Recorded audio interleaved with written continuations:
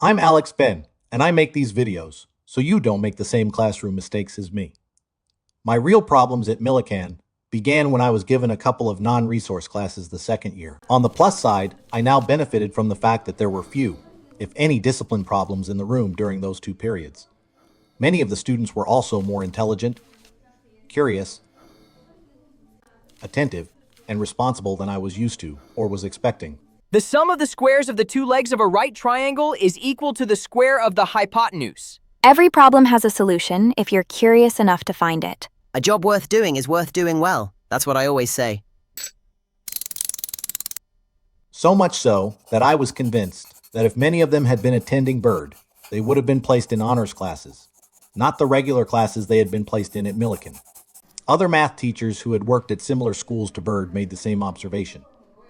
Many students at Millikan were placed in math classes seemingly below their potential or ability. Why was this? The material in Millikan's honors classes wasn't any more challenging than the honors classes at Bird, but I wasn't going to complain. These students were easy to teach, and I was having one of those great years, where for at least 2 periods each day, I was loving the students, and they were loving me. You didn't have to do that.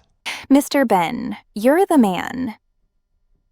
Then disaster struck. Another math teacher had very small classes, and although mine were not particularly large, an assistant principal was determined to balance them out mid-year. When I got wind of the plan, I went to him and politely suggested that, because things were going so well, I was happy to keep my larger number of students. In retrospect, I wish I had been more forceful. 3 weeks into the second semester, he walked into my room, unannounced, with a list of students who he had transferred out of my class.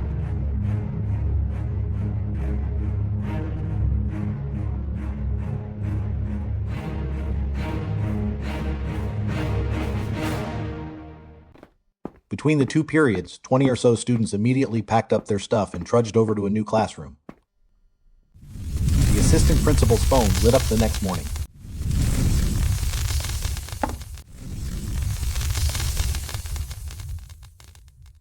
Parents complain all the time when their child is failing math, but they get even more upset when their child is succeeding in math, and the teacher is unnecessarily taken away. Exacerbating the problem was the fact that the teacher the students were transferred to already had a poor reputation among some of the parents. Your boy, no have brain.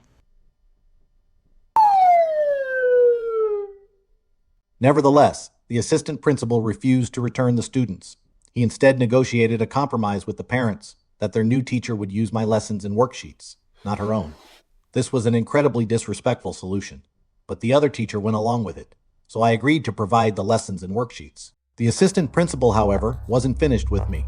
A week or so later, I noticed that discussion of grading criteria was an item on our department meeting agenda. Apparently, the assistant principal had decided that the primary reason that students liked my class so much was that I was too easy a grader. And together, he and my department chair had devised a new rule designed to lower my grades. At the meeting, I immediately raised objection to the new criterion, but the department chair tried to force a vote affirming the new rule. I further objected, noting that there had been no discussion or input from the other teachers, and called out the administrator for trying to bully me. Thank goodness my fellow teachers came to my defense.